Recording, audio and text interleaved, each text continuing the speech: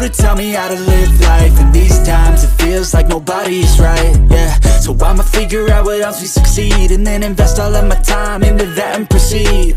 I need whatever the hell could make me happy, and I don't think you have a clue what could that be. They tell me that I'm never gonna make it. They want me to do something that could make sense. They hate when I keep dreaming I'll be famous, but I don't give a fuck, I'ma keep chasing.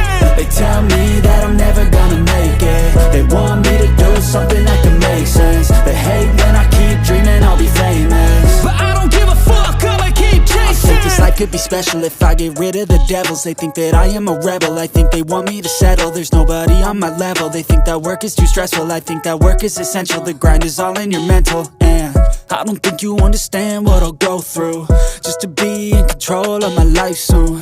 All the negativity, man, I'm immune. I don't really need a mask with all I've been through.